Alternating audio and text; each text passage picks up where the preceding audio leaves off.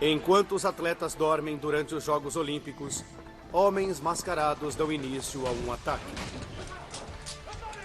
Os terroristas matam 2 pessoas e fazem 9 reféns. Após horas de negociação, uma desesperada operação de resgate é realizada. Agora eles vão matar esses homens. Infelizmente, tudo termina em catástrofe. De repente, tudo acabou. 17 pessoas estão mortas e o mundo enfrenta uma nova realidade aterrorizante. A de que ninguém está a salvo do terrorismo. Agora, um homem usa informações confidenciais do governo escondidas durante 30 anos. Isso frustrou a operação. Para finalmente revelar a verdade explosiva por trás do massacre das Olimpíadas de Munique. Desastres não acontecem simplesmente. Eles são uma sequência de eventos inevitáveis. Conheça os momentos fatídicos nos segundos fatais antes do desastre. Segundos fatais.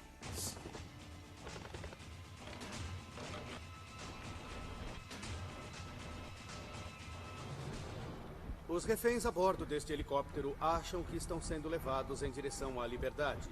Mas, na verdade, eles estão sendo levados à morte.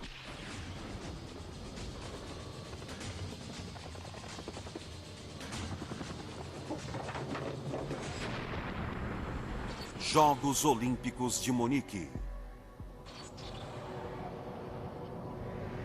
Europa. Alemanha. Munique. 5 de setembro de 1972.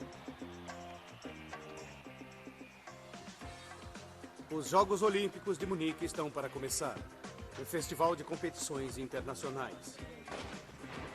900 milhões de espectadores em 100 países assistem maravilhados o nadador americano Mark Spitz conquistar 7 medalhas de ouro.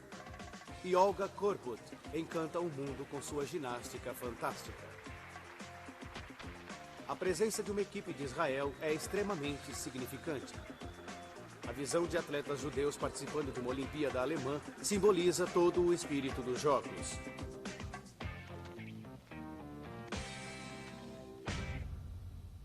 Um dos competidores é o halterofilista David Berger, de 28 anos. Na verdade, David é de Cleveland, Ohio, mas não conseguiu se classificar pela equipe americana.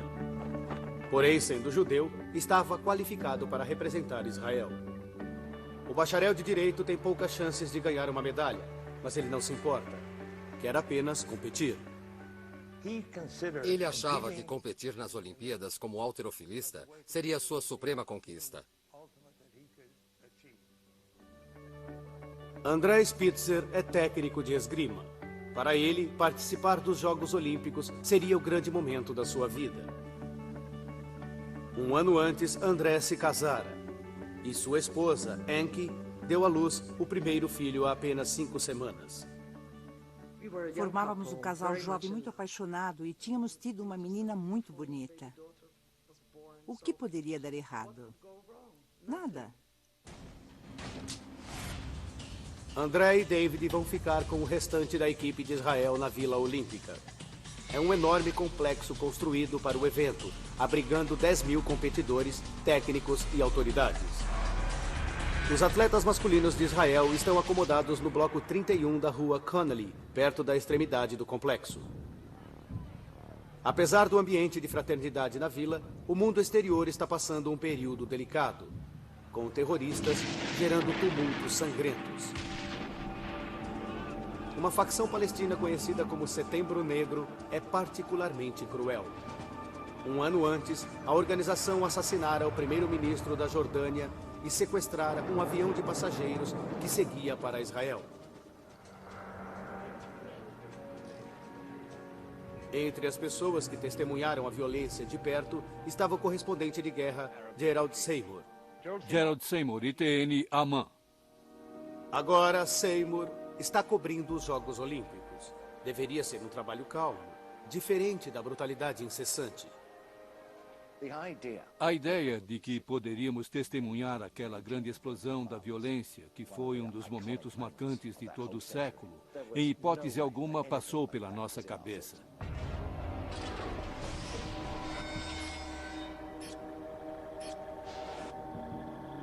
Pouco depois das 4 horas da manhã da segunda-feira, 5 de setembro, homens mascarados invadiram a Vila Olímpica. Eles se encaminham até o bloco 31 da Rua Connery, onde os membros da equipe de Israel estão dormindo.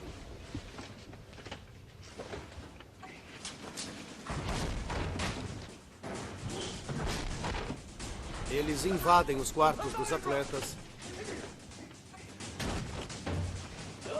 e, no caos que se segue, 2 atletas são baleados. O halterofilista Yosef Romano sangra até a morte. A seguir, 2 atiradores jogam o corpo do técnico de luta livre Moshe Weinberg na passarela exterior. E fazem reféns 9 atletas de Israel.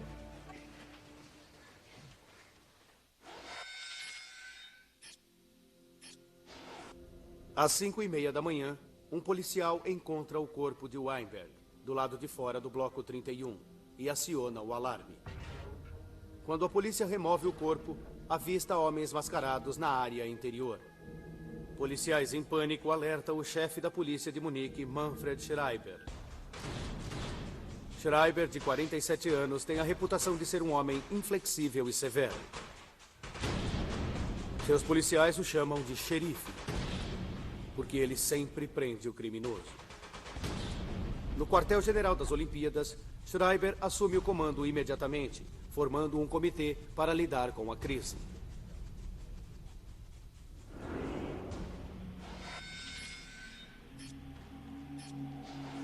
Às 6 da manhã, Schreiber toma conhecimento das exigências dos atiradores através de 2 bilhetes jogados pela janela da acomodação israelense.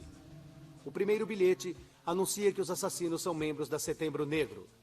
E o segundo é uma lista onde consta o nome de 234 palestinos presos em Israel. Os terroristas exigem que o governo de Israel os solte até as 9 horas da manhã, o que seria dali a 3 horas. Se Israel recusar, mais reféns serão mortos.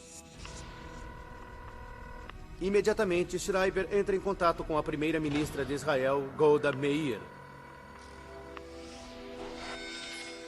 Às 6:20 da manhã, o mundo desperta com as notícias revoltantes. A violência havia chegado até mesmo ao encontro mais pacífico de todos os eventos internacionais. Estas são as nossas imagens da Vila Olímpica em Munique, onde hoje pela manhã, guerrilheiros palestinos armados... A imprensa divulga que vários atletas israelenses foram feitos reféns e que 2 estão mortos.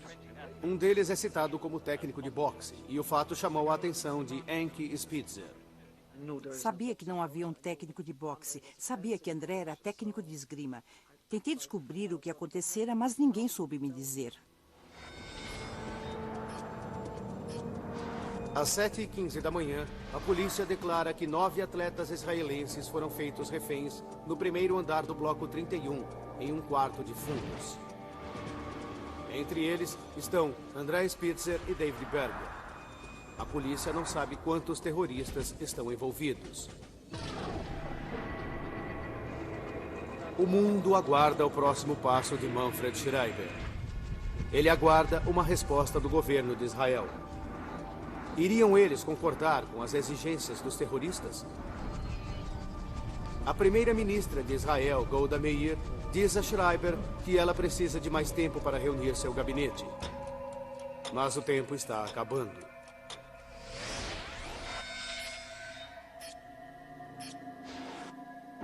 8:45 da manhã. Como os terroristas ameaçaram atirar em outro atleta dentro de apenas 15 minutos, Schreiber precisa tentar uma negociação urgente. Ele cruza o longo caminho até o bloco 31, acompanhado de 2 autoridades olímpicas. Um dos terroristas sai do prédio. Ele usa um casaco safari e graxa de sapato no rosto. Apesar do aspecto cômico, ele esbanja autoconfiança. O homem se apresenta como Issa, afirmando ser o líder. Seu nome real é Lutif Afif, de 35 anos, e é de Nazaré. 3 dos seus irmãos também são membros da Setembro Negro, e 2 deles estão presos em Israel. Faltando poucos segundos para o prazo de 9 horas, Schreiber precisa convencer Issa a dar-lhe mais tempo. As vidas de 9 atletas dependiam disso.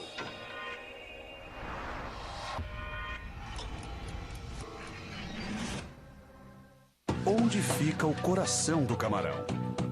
No rabo? Na cabeça? Na pele? O que são esses barulhos? Acho que temos que sair. Não quero. Eu tô bem aqui. Nós temos que sair mesmo. Então, vai você primeiro. Último a sair. Penúltimo. Por que eu tenho que sair primeiro? Não se preocupe. Nós te ajudamos.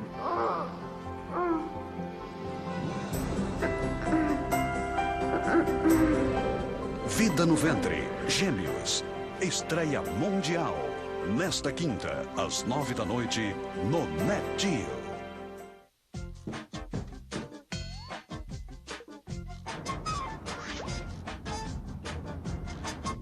Para ajudar a prevenir o mau hálito e a placa bacteriana, a solução é Colgate Plax, que ajuda a eliminar a placa por até 12 horas, para manter a sua boca mais limpa e hálito fresco. Amor, tem uma surpresa pra mim? Colgate Plax, até 12 horas de proteção antibacteriana. Colgate, a marca número 1 e a recomendação dos dentistas. Você está preparado para isto?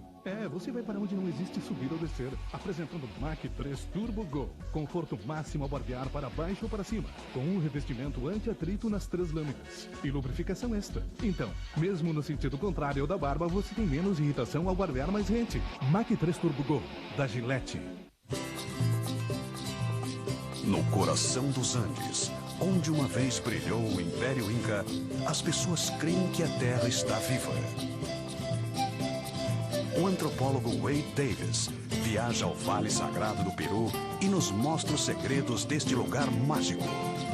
Nos confins da Terra, ruínas do Império Inca. Estreia, domingo 18 de março, às 9 da noite, no Net Geo. Onde fica o coração do camarão? Na cabeça. O chefe de polícia pede ao terrorista Issa que lhe dê mais tempo para cumprir as exigências. E Issa concorda. Ele prolonga a espera até o meio-dia, mas avisa a Schreiber que naquela hora ele dará uma ordem de execução de mais 2 atletas.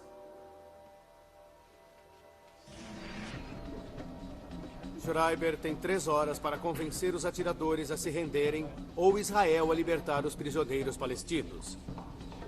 A essa altura, o drama agita a imprensa e 4.000 jornalistas e 2.000 equipes de TV estão em Munique. No Estádio Olímpico, os jogos continuam normalmente, mas só um evento é notícia na cidade. Terroristas invadiram a Vila Olímpica.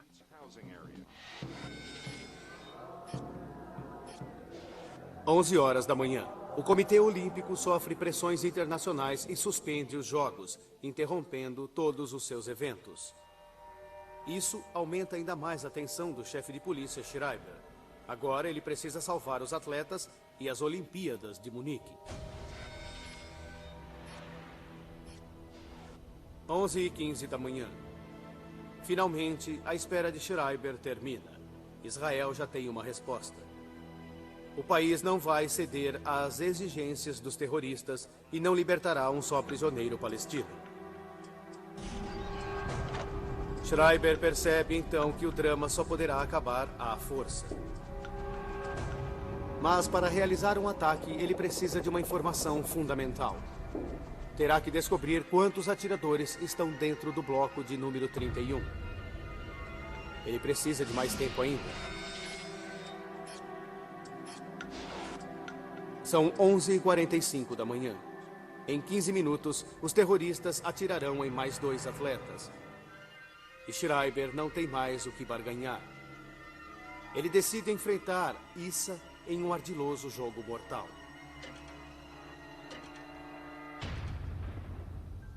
É meio-dia. E o mundo se prepara para ouvir tiros.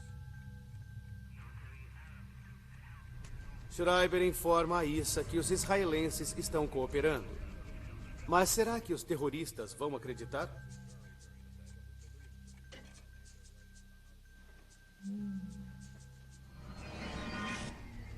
blefe dá certo.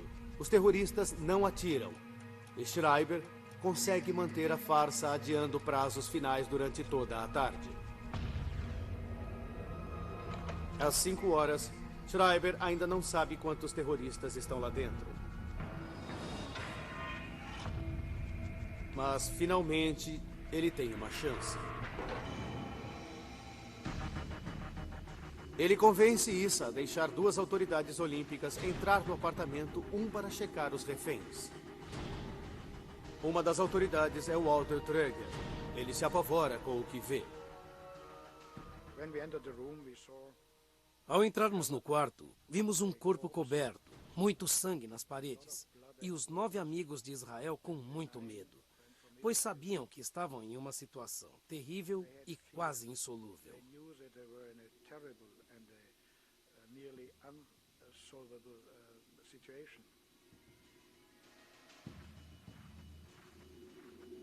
Treger recebera uma missão vital de Schreiber: contar os terroristas.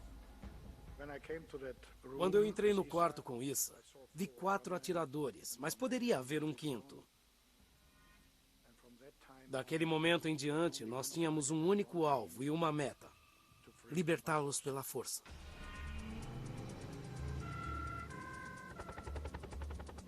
Finalmente, Schreiber fica sabendo que são 5 terroristas. E responde imediatamente enviando policiais armados com metralhadoras para o telhado do Bloco 31. Quando os policiais armados assumem suas posições, os terroristas parecem pressentir o que vai acontecer. Schreiber dá uma ordem a seus homens. E, para espanto de todos, era uma ordem de retirada.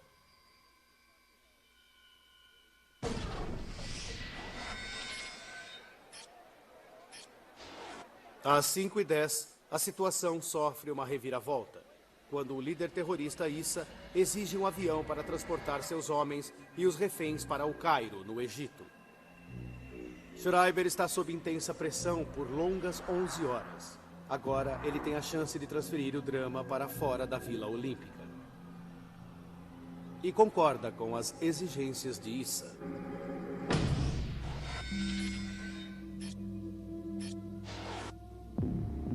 Às 10 da noite, um ônibus chega ao estacionamento subterrâneo abaixo do Bloco 31. E momentos depois, o veículo leva os terroristas e os reféns até 2 helicópteros 200 metros adiante. Os helicópteros os transportarão até Fürstenfeldbruck, um aeroporto militar a 25 quilômetros do oeste de Munique. Lá, um Boeing 727 os aguarda para levá-los ao Cairo.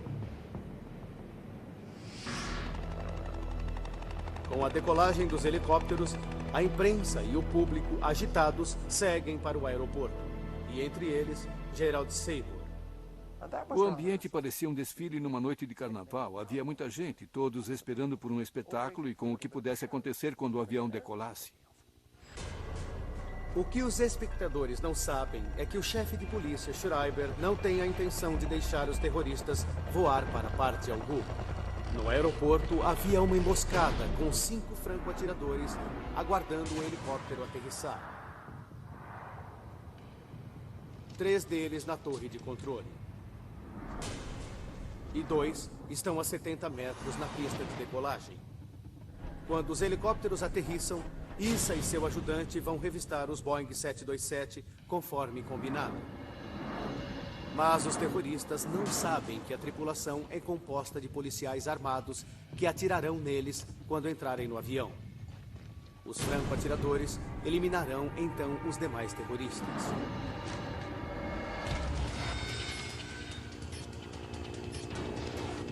10h30 da noite. Os helicópteros aterrissam. Na pista de decolagem, Issa e seu ajudante entram no avião e depois saem. O atirador 3 mira em Issa e aguarda ordens para atirar.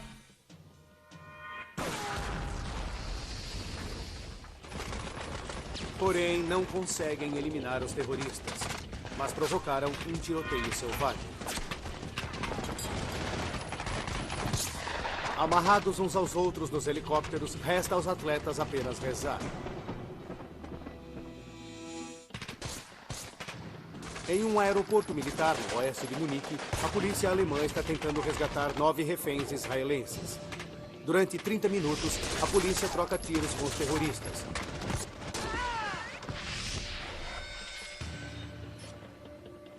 Mas às 11 horas, o tiroteio acaba.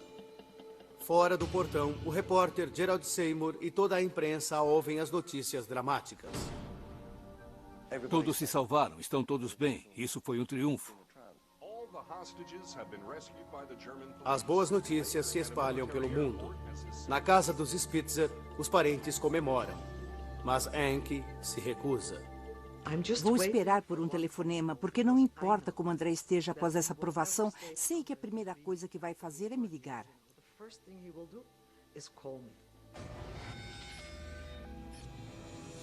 À 00:01, Gerald Seymour observa 4 carros blindados entrando em velocidade no aeroporto, seguidos por carros da polícia armada. Ele presencia outro tiroteio seguido de 2 grandes explosões.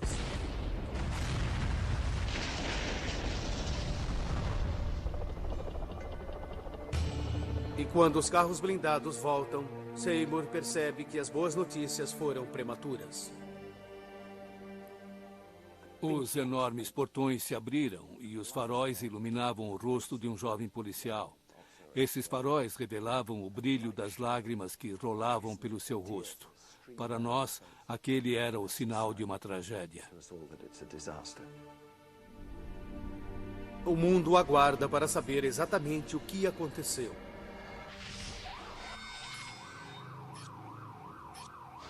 E às 13h17 da manhã, surge o panorama total da matança. Todos os 9 reféns israelenses das Olimpíadas de Munique estão mortos. Eles foram mortos durante uma operação de resgate. Para os parentes, a esperança se transforma em dor.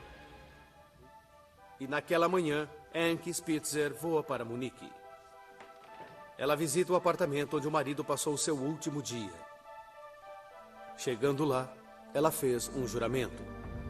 Fiquei lá, em pé, e disse a mim mesma, eu tenho de contar ao mundo o que aconteceu para que ninguém jamais se esqueça e para que algo assim não se repita.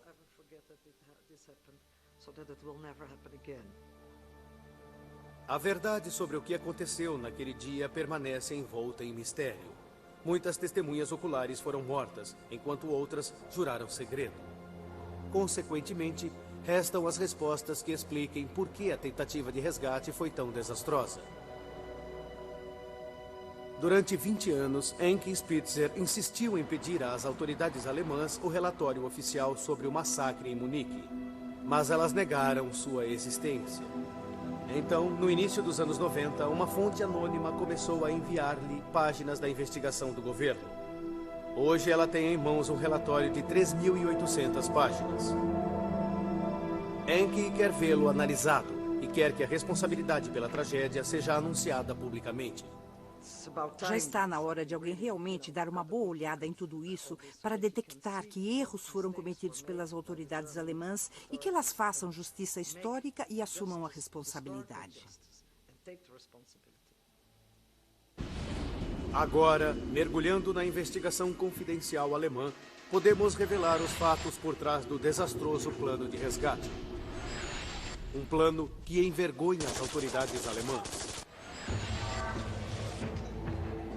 Um homem concordou em vir a Munique para analisar o relatório confidencial para Anki. É ele, Leroy Thompson, um especialista em negociações em situações de conflito. Thompson é um ex-oficial do exército americano, ferido durante um exercício na Rússia. Escreveu mais de 30 livros sobre segurança e instrui forças policiais em todo o mundo.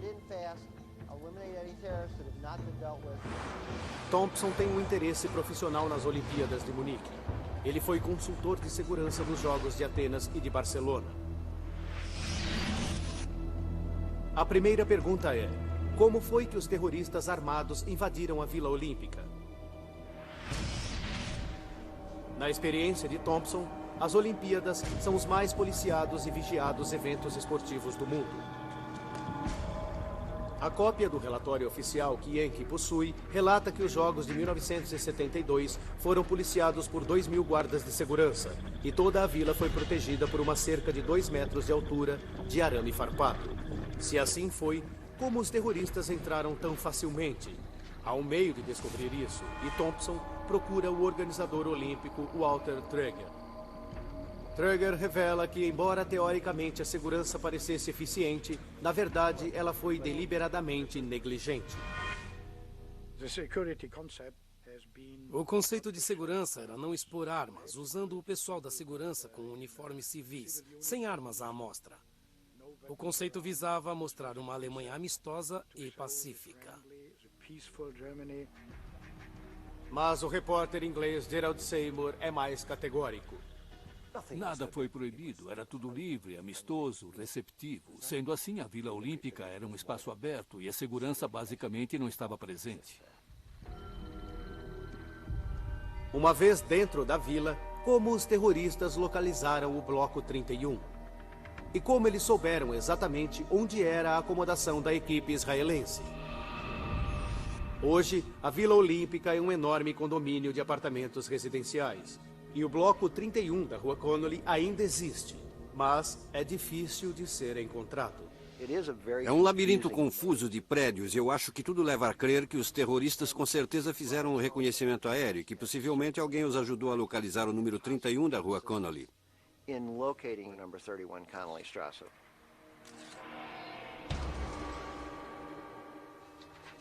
Thompson volta a consultar o relatório confidencial oficial para mais pistas e tem uma surpresa. Ele descobre que nas semanas que antecederam os jogos, o líder terrorista Issa e seu ajudante trabalharam como operários de construção na Vila Olímpica. E isso lhes forneceu informações perfeitas para planejar o ataque em detalhes minuciosos.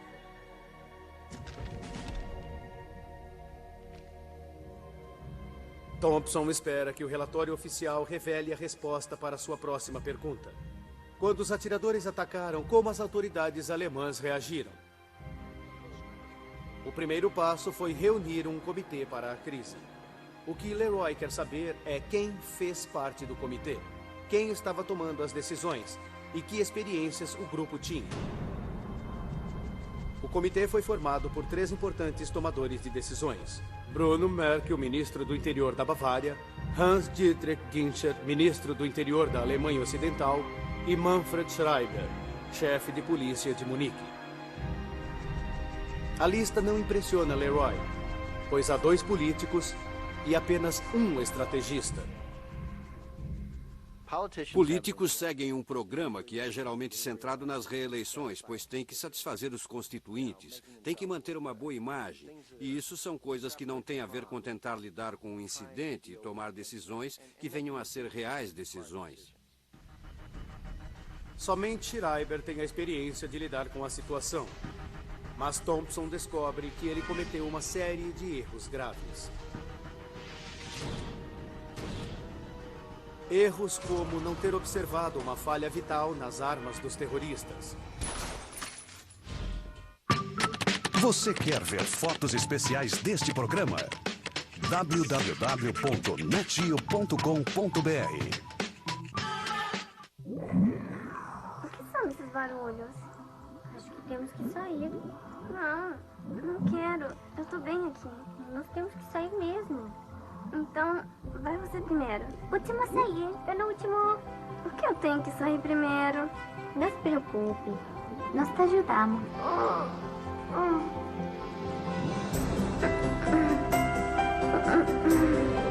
Vida no Ventre, Gêmeos. Estreia mundial. Nesta quinta, às 9 da noite, no NetGeo. Explosivo. Este é o poder do novo Speed Stick Vulcano. Proteção completa e um perfume envolvente que libera todo o seu poder de sedução. Novo Speed Stick Vulcano. Libere seu poder. Gustav Klimt, vendido por 135 milhões de dólares. Picasso, vendido por 104 milhões de dólares. Van Gogh, vendido por 82 milhões de dólares. As pinturas mais valiosas do mundo. Grátis com a sua revista Caras. São 75 obras em alta definição para você colecionar e expor. E ainda um jogo de chá exclusivo. Colecione as pinturas mais valiosas do mundo. Grátis. Já nas bancas. No coração dos Andes, onde uma vez brilhou o Império Inca, as pessoas creem que a Terra está viva. O antropólogo Wade Davis viaja ao Vale Sagrado do Peru e nos mostra os segredos deste lugar mágico. Nos Confins da Terra, Ruínas do Império Inca. Estreia, domingo, 18 de março, às 9 da noite, no Nat Geo. E agora, voltamos com Segundos Fatais, no Nat Geo.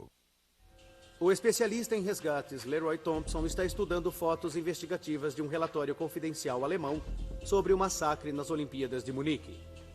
E identifica imediatamente duas informações fundamentais. Fatos que o chefe de polícia Manfred Schreiber não observou. O primeiro é que, como todos os terroristas usavam disfarces, era um sinal claro de que eles pretendiam sobreviver à operação. Se eles estivessem dispostos a morrer, não se importariam em revelar suas verdadeiras identidades. Esse é um ponto-chave para os negociadores, porque significava que eles estariam dispostos a fazer certas concessões para tentar negociar uma solução que os deixasse sair vivos.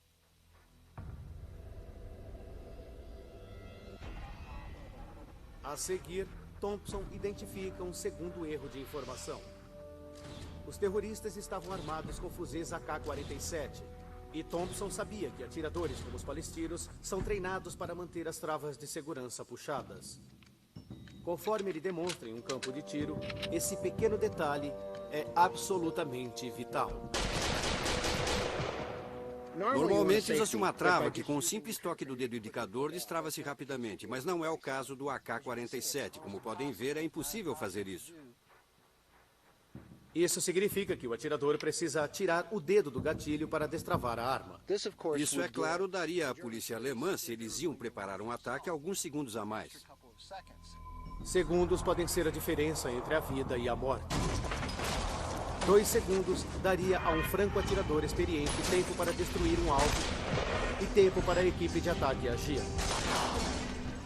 Quando Thompson estuda o relatório oficial, ele não vê nenhuma menção a travas de segurança. Schreiber e seus membros claramente não perceberam isso. Para mergulhar no mistério seguinte, Thompson estuda os arquivos da televisão para saber por que Schreiber não afastou do local a imprensa e os espectadores. Thompson explica que essa é a primeira regra aplicada em situações onde há reféns, e a razão é simples. Um AK-47 é uma arma automática com um pente que contém 35 cartuchos de munição. Não seria impossível que dezenas e até mesmo centenas de pessoas pudessem ter morrido caso eles começassem a atirar. O não isolamento da área por Schreiber foi um erro, mas há coisa pior por vir. Para Thompson, a chave para solucionar uma situação com reféns é conhecer o inimigo. Schreiber precisava saber exatamente quantos terroristas estavam dentro do Bloco 31, pois somente assim ele poderia planejar um ataque eficiente. Thompson sabe que Schreiber teve uma excelente oportunidade, pois logo após as 5 horas da tarde, ele convenceu Issa a deixar 2 autoridades olímpicas entrarem no apartamento 1 para checar as condições dos reféns. As autoridades declararam ter visto 5 terroristas e essa era a informação de que Schreiber precisava. Então ele traçou o plano de ataque e, para analisá-lo, Thompson estuda o vídeo de arquivo dos policiais alemães armados subindo no telhado do Bloco 31. Ele não se impressiona. Eles não estavam à vontade da forma como subiam até o telhado. Não estavam fazendo aquilo de forma tática, ou seja, usando cobertura total, movendo-se de tal forma que ficassem em alerta caso tivessem de enfrentar os terroristas. Eles seguravam as armas de uma forma que mostrava que não estavam acostumados a usá-las em situações assim. Então, que equipe de ataque era aquela? e por que, depois de se posicionarem para o ataque, receberam ordens para a retirada. Para descobrir, Thompson procura Heinz Hohensin, um dos 13 policiais que escalou o telhado naquele dia, e fica chocado ao saber que a equipe de ataque foi formada por policiais de rua. Éramos policiais que trabalhávamos nas ruas. Não havia mais ninguém, não havia unidade antiterror, e foi só por isso que nós fomos indicados para aquela missão. Enquanto os policiais aguardam ordens para atacar, seu chefe, Schreiber, percebe algo estranho. Os terroristas parecem estar adivinhando cada movimento seu. Ainda estávamos no telhado quando fomos informados que a nossa operação possivelmente seria abortada.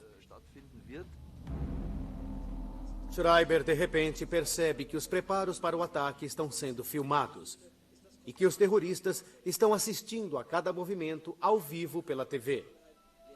Ele aborta a operação para o alívio dos seus policiais. Provavelmente todos nós seríamos mortos. Seria um banho de sangue. A falha de Schreiber no isolamento da área e afastamento da imprensa voltou-se contra ele. Thompson quer conversar com Schreiber sobre alguns dos erros daquele dia e solicita uma entrevista que é recusada. Então, Thompson decide fazer um levantamento sobre o homem que chamam de xerife. E com a ajuda de um tradutor, ele faz uma descoberta surpreendente. Em agosto de 1971, um ano antes dos Jogos, Schreiber desempenhara o papel-chave em outra situação com reféns. Durante o roubo fracassado de um banco, 2 homens armados fizeram 17 pessoas reféns. Após um momento de impasse, Schreiber deu ordem ao franco-atirador para abrir fogo. Um dos ladrões foi ferido, mas não fatalmente. E no final, o ladrão matou uma mulher inocente. Schreiber foi acusado de homicídio culposo.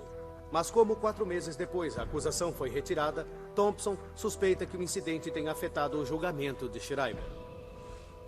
Talvez ele não estivesse disposto a tomar uma atitude e nos dar ordens para que usássemos uma força letal para pôr um fim ao incidente. Então, as vidas de 9 reféns israelenses estavam nas mãos de um chefe de polícia enfraquecido e de 2 políticos. Thompson começa a entender por que a operação no aeroporto teve um desfecho tão desastroso.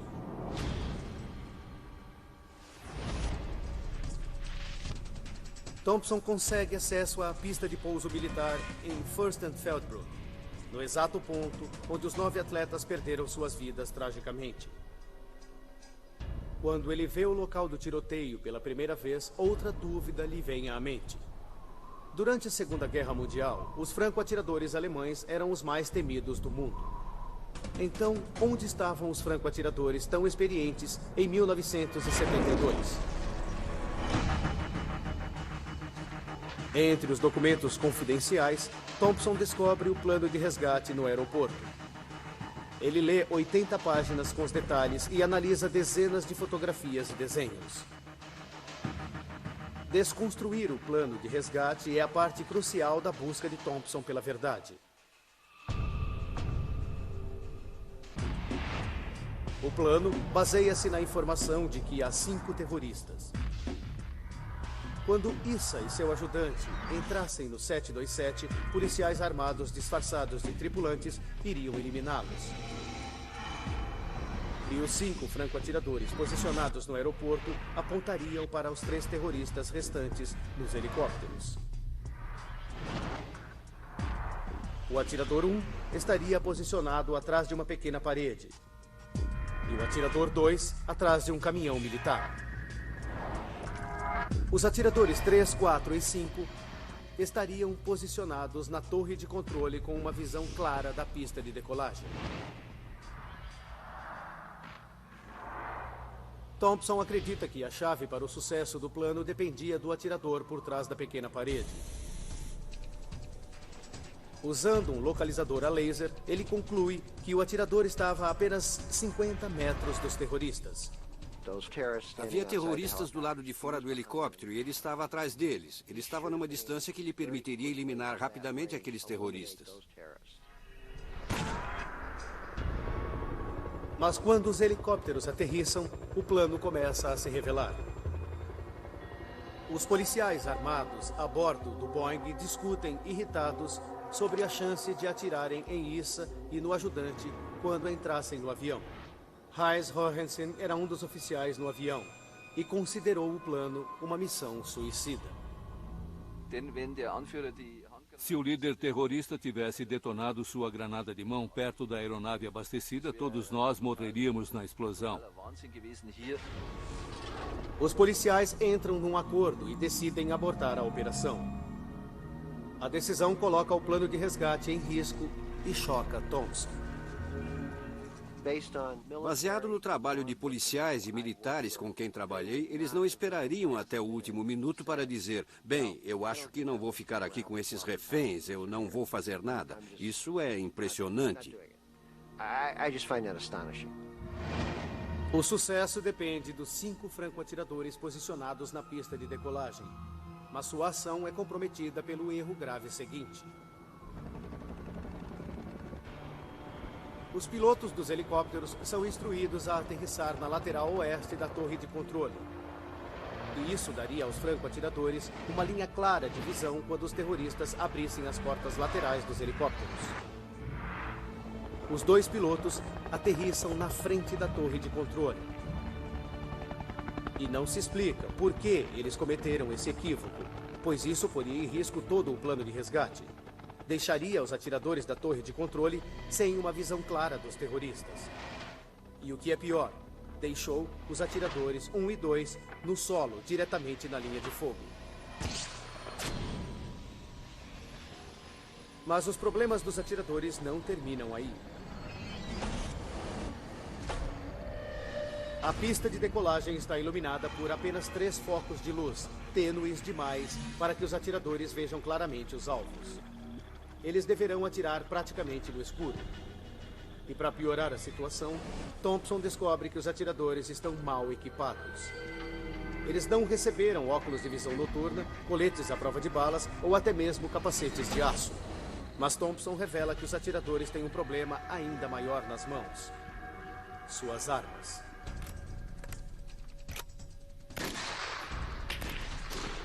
Os franco-atiradores de Fürstenfeldbruck estavam armados de fuzis G3, e Thompson acredita que a arma não era adequada para a operação. O fuzil G3 não foi criado como um fuzil de precisão. Ele foi projetado para assaltos rápidos, com um homem movendo-se num campo de batalha atirando. O problema do fuzil G3 é a alça de mira. Para ser usado à distância, essas alças de mira são praticamente rudimentares. Ele não oferece nenhuma acuidade para dar um tiro preciso a pouca distância. Especialmente com pouca luz, como aconteceu em Fürstenfeldbruck. Mas o que é impressionante é que em 1972, a polícia de Munique possuía a arma mais eficaz para distâncias no seu armamento, a Steyr SSG-69. Thompson demonstra por que a mira telescópica da Steyr teria dado aos atiradores uma chance maior contra os terroristas.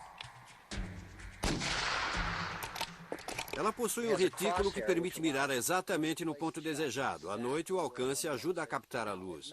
Esse seria um aspecto importante no tiroteio na penumbra, como foi em Fürstenfeldbruck. Então, os atiradores estavam armados com fuzis G3. Mas quem eram os franco-atiradores, afinal de contas? Todos eles eram policiais comuns.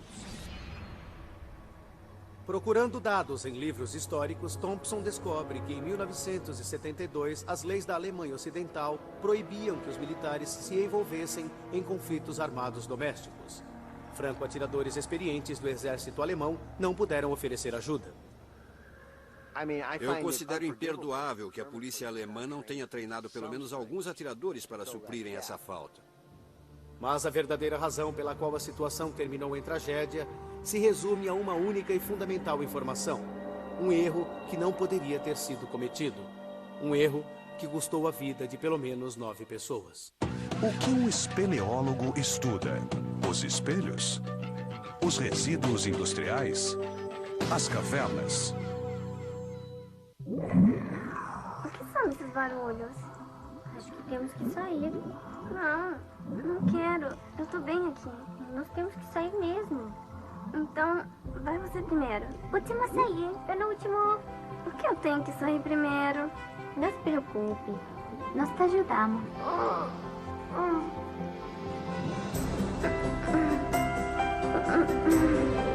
Vida no Ventre, Gêmeos. Estreia mundial. Nesta quinta, às 9 da noite, no Net Geo. Pesquisas, fotos, fóruns, curiosidades e toda a informação que você só encontra no site da Net Geo. www.netgeo.com.br.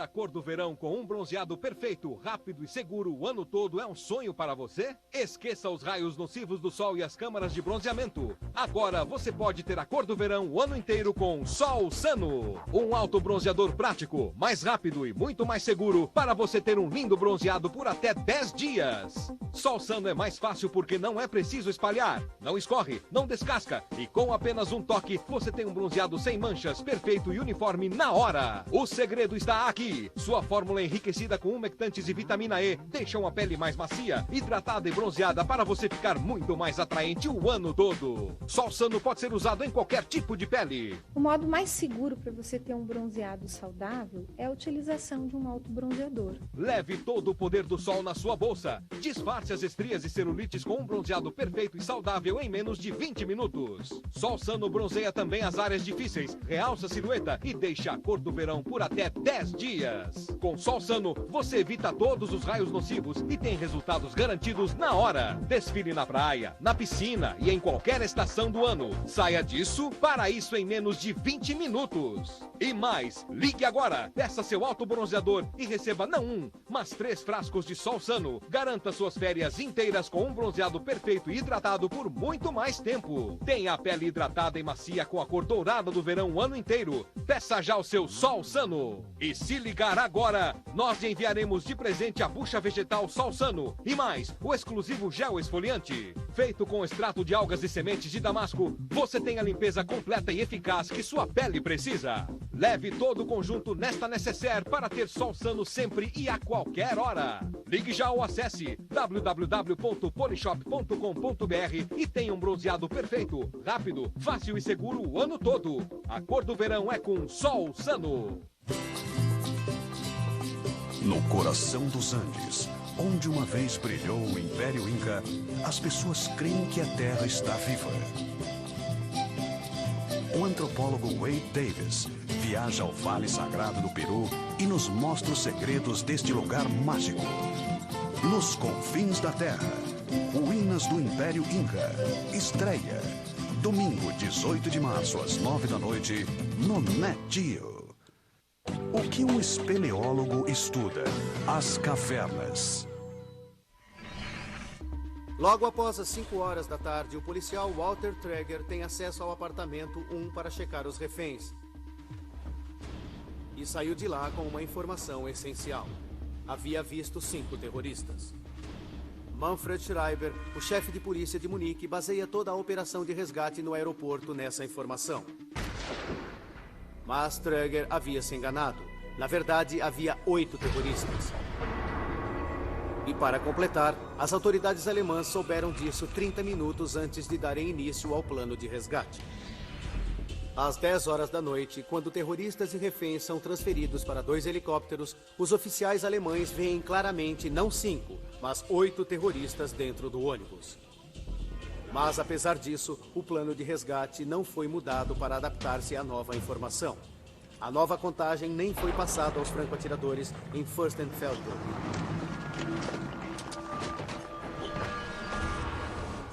Mas eles ainda tinham uma chance de derrotar os terroristas.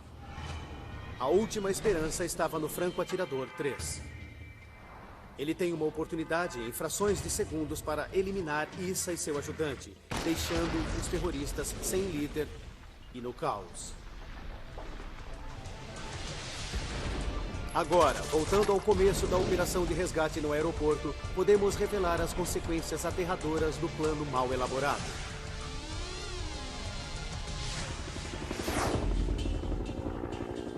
10h30 da noite. Os helicópteros transportando os terroristas e reféns para Furstenfeldbruck aterrissam na posição errada.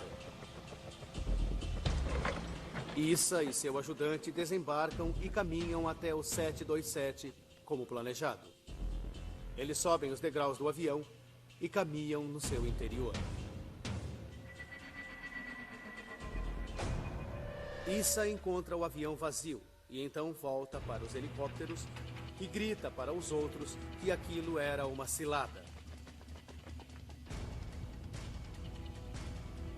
O franco-atirador 3 espera pela ordem para atirar em Issa. Sem mira telescópica e pouca iluminação, ele se esforça para enxergar o alvo.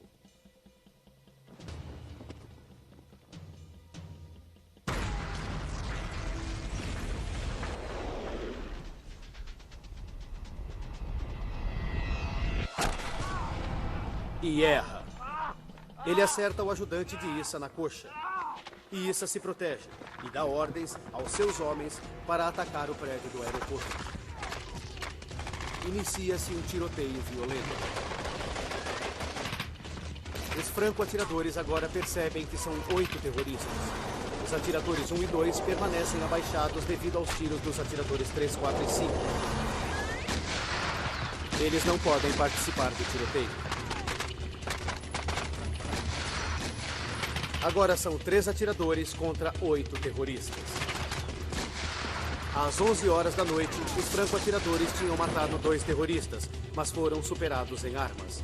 Eles param de atirar e aguardam reforço. À meia-noite e 1 minuto, com 1 hora de atraso, 4 carros blindados alemães invadem a pista de decolagem e os terroristas entram em pânico. Um deles abre fogo contra 4 reféns do helicóptero 1 e a seguir detona uma granada de mão.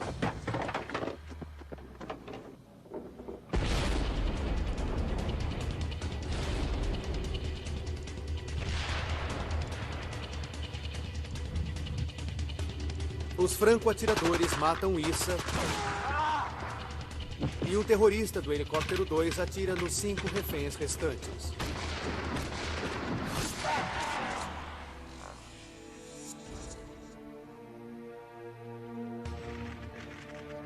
À meia-noite e meia, acaba o tiroteio. E todos os 9 atletas de Israel estão mortos. 5 terroristas e um oficial alemão também morrem. 3 terroristas sobreviveram e são presos.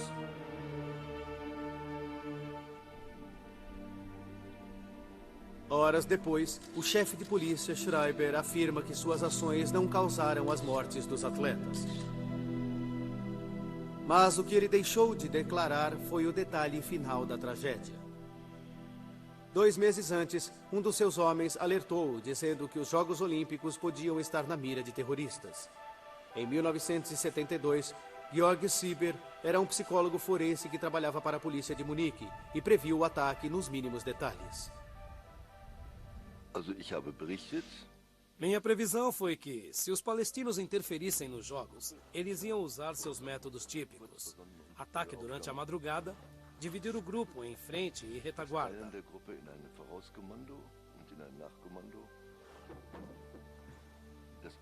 Atravessar a porta com ou sem um banho de sangue. O alerta de Sieber foi ignorado. Como resultado, 14 crianças israelenses ficaram sem pais. Bamberger consola-se pensando que o filho morreu realizando a grande ambição da sua vida: competir nos Jogos Olímpicos. A única coisa que pode me consolar às vezes é que eu acho que se David soubesse que as coisas fossem terminar daquela forma, mesmo assim teria seguido o mesmo caminho. Isso pode parecer estranho, mas eu sempre senti isso. Anke Spitzer agora sabe como e por que seu marido André morreu em Munique. Mas ninguém jamais se responsabilizou pela sua morte. Eu só sei de uma coisa, que minha filha de 5 anos teve de crescer sem pai e eu perdi meu marido. Acho que alguém é responsável por isso.